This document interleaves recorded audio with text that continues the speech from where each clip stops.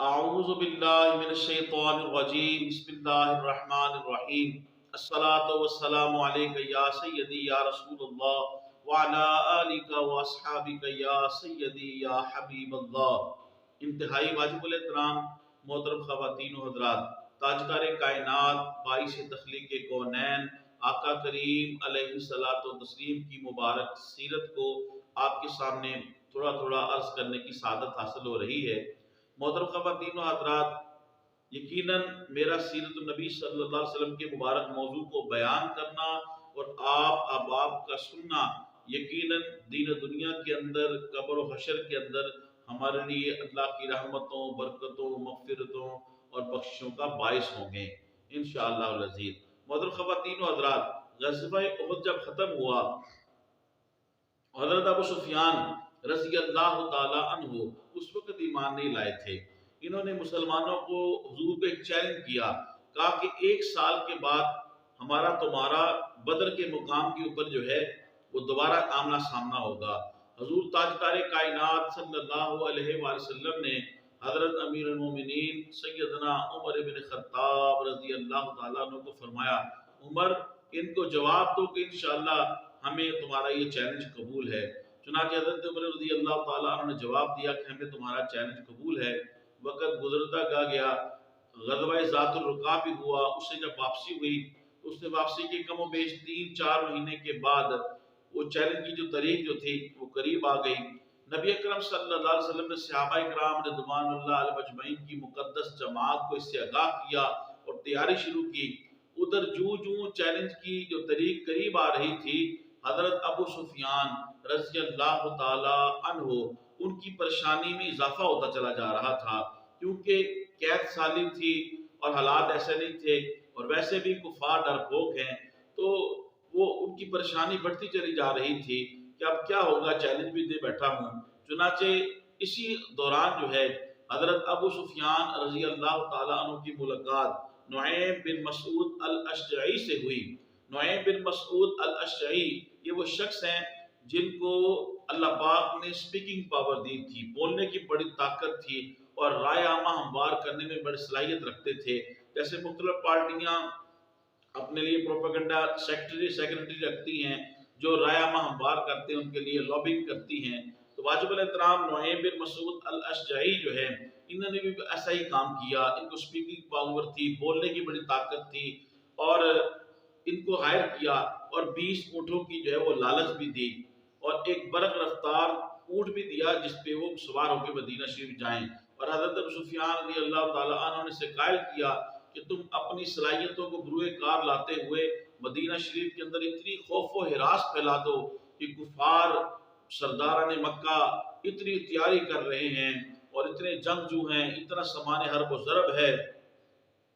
اور اتنی ان کی صلاحیتیں ہیں، اتنی وہ جنگی صلاحیتیں اور چالیں رکھتے ہیں، اس قسم کی تمام صلاحیتوں پر کار لاتے ہوئے مدینہ المنورہ کے مسلمانوں کے دلوں کے اندر خوف و ہراس کی کیفیت کو پیدا کر دو۔ چنانچہ نعیم بن مسعود الاشعری نے وہ 20 اونٹ جو ہے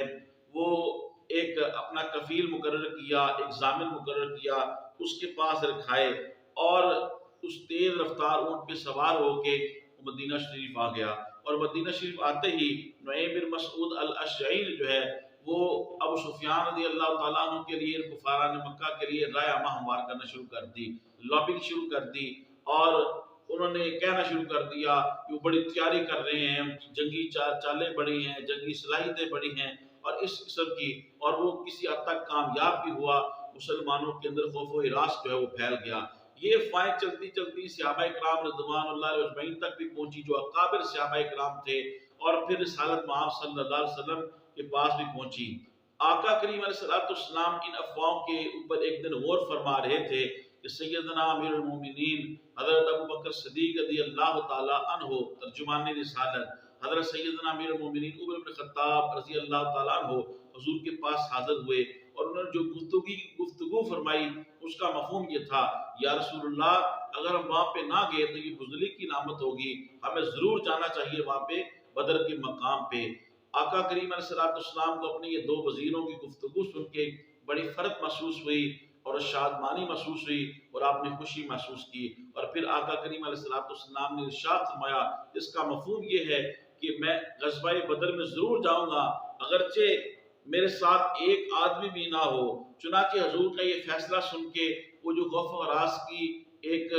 غبارے کے اندر جو ہوا ہوتی ہے، اس طرح جو ایک ماحول بنا تھا، وہ ہوا نکل گئی اور خوف و ہراس کی کیفیت کو چھٹ گئی۔ آقا کریم علیہ الصلوۃ والسلام کم و بیش 1500 صحابہ کرام رضوان اللہ علیہ مجمعین کا نورانی لشکر لے کے آپ بدر کے میدان کی طرف آپ تشریف لے گئے۔ بدر کے میدان میں ان دنوں کے اندر میلہ بھی لگا کرتا تھا، تو صحابہ کرام رضوان اللہ علیہ مجمعین کی بہادری اور جذبہ جہاد کا یہ عالم تھا کہ سامان تجارت بھی ساتھ لے لیا کہ اگر جنگ اور جہاد نہ ہوا تو ہم اس سامان تجارت کو فروخت کر کے نفع بھی حاصل کر لیں گے۔ چنانچہ کم و بیش 1500 صحابہ کرام رضوان اللہ علیہ مجمعین کی نورانی اور مقدس جماعت حضور علیہ الصلوۃ والسلام کی میت میں بدر کے میدان کی طرف روانہ ہو جاتی ہے۔ ادھر ابو سفیان جو تھا وہ بڑی امید لگائے ہوئے تھا کہ نعیم بن مسعود الاشجعی جو ہے وہ سارا کام کر دے گا، لیکن اس کے برعکس سب کچھ ہو گیا۔ اللہ تبارک و تعالیٰ کی تدبیر جو ہے وہ کارگر ہوئی اور اللہ تبارک و تعالیٰ کی رحمتیں مسلمانوں کے شامل حال ہوئی، اللہ کی مدد شامل حال ہوئی اور مسلمان جو ہے وہ بدر کے مقام پہ چلے گئے، پڑاؤ کیا۔ انہوں نے کم و بیش 8 دن تک 8 روز تک صحابہ کرام رضوان اللہ مجمعین نے بدر کے میدان کے اندر کفار کا انتظار کیا۔ اور کفار کیسے آتے؟ ادھر ابو سفیان رضی اللہ تعالیٰ عنہ ابھی اسلام نہیں لائے تھے، تو کم و بیش 2000 کا لشکر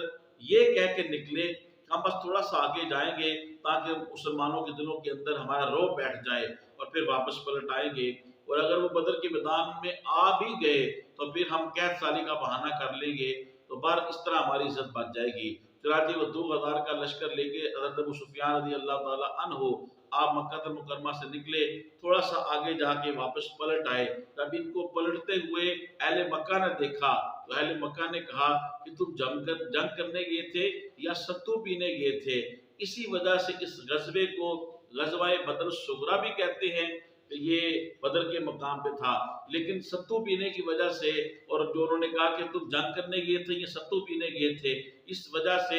اس غزوے کا نام غزوہ